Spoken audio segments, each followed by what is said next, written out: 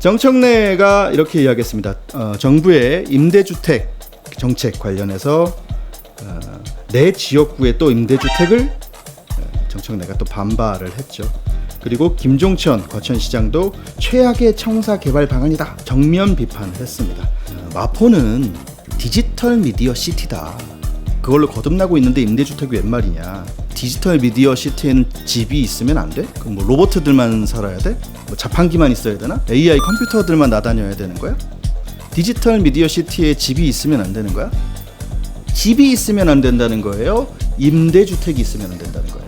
정부가 갑자기 혹은 자기도 모르게 갑자기 브랜드 아파트가 들어온단다, 자이가 들어온단다, 롯데캐슬이 들어온단다 였으면 그래도 반대할 거예요?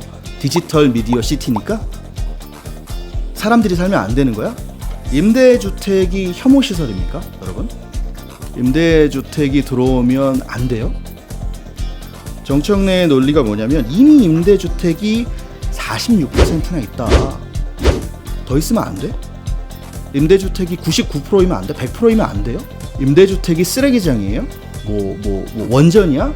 원전도 뭐 원전 들어 쓴다고 뭐 그건 아니지만 무슨 혐오 시설이길래 자기네 디지털 미디어 시티에는 임대주택이 들어오면 안 된다라고 주장을 하는 겁니까? 임대주택이 46%가 이미 들어와 있다. 그럼 당신 지역구의 46%는 되게 안 좋은 곳에 사는 거예요? 자기 지역 46%를 갑자기 부끄럽게 만들어 버리는 거죠. 이거 문재인 정부 부동산 대책 제1과제고요. 가장 시급히 처리해야 될 문제고요. 대한민국이 나라다운 나라가 되려면 가장 빨리 속도 있게 해야 되는 정책입니다. 내가 문재인 정부의 주택 정책을 반대할 리 있겠냐만 반대하고 있잖아요.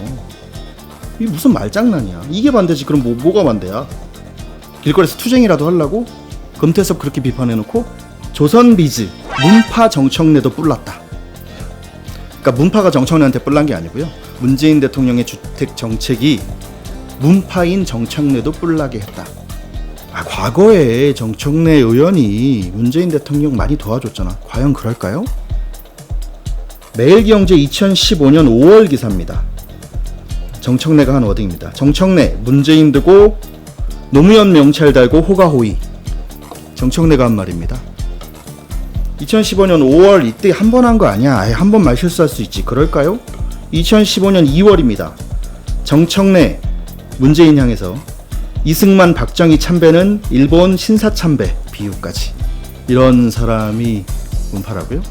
당시에 문재인 당대표가 현충원 가서 이승만 박정희한테 묘도 갔어요. 갈 수 있죠. 당대표가. 그래 비판할 수 있다고 치자. 신사참배 비유까지 할 수 있다고 치자. 100번 1000번 양보해서. 근데 이번에 이해찬 대표가 박정희 이승만 갔을 때는 아무 말도 안 하냐? 문재인 대통령에게 일본 신사참배에 비유하고 노무현 명찰 대고 호가호의 한다라고 짓거린 사람이 문파입니까? 현 대통령을 공격하는 버릇은 예전부터 있었습니다. 정청래 노 대통령은 간신 유시민을 내쳐야 한다. 내가 노무현 대통령한테 간신이라고 한 거 아니잖아. 저거 노무현 대통령 비판하는 거예요. 많은 분들이 몰라요. 정치에 최근 관심 갖게 된 사람들은 몰라요. 이런 히스토리.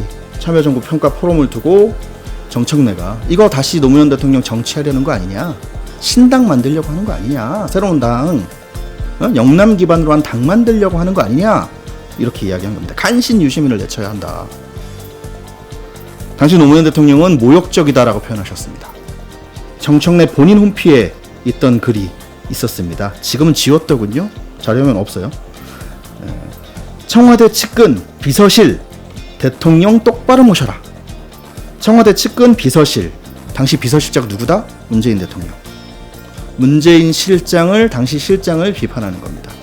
당시에 이제 남북 평화 열차라는 게 있었습니다. 시범 운행을 했었는데 그때 정동영 안 불렀어요. 노무현 대통령이. 그거 비판하냐고 쓰는 거예요. 노무현 대통령 직접 비판하긴 그러니까 비서실 똑바로 모셔라. 니들이 우리 정동영 우리 수장님을 46% 본인이 얘기한 46% 임대주택 사는 사람들 그렇게 이상한 사람들 만들면서 못 사는 사람, 가난한 사람, 들어와서는 안 되는데 우리가 받아준 사람 만드는 거예요? 저는 그들이 사과하는 걸 본 적이 없습니다. 핑계대는 건 많이 봤습니다. 난 그런 적 없다. 난 노무현 대통령 끝까지 지켰다라고. 그 배신의 계절이 돌아오고 있다. 역사는 반복된다.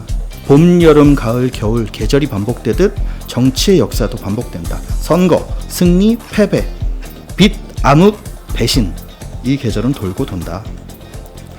그래서 제가 늘 드리는 말씀이 일희일비 정신으로 버티자.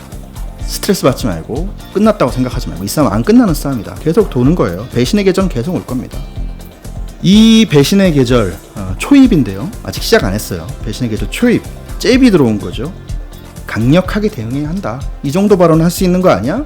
소도둑이 바늘도둑 되고 댐에 손가락만한 구멍이 댐을 결국 무너뜨리게 된다. 방심하면 역사는 또 그 아픈 역사, 암흑의 역사, 다시는 있어서는 안 되는 비극적인 역사는 또 돌아올 수 있다.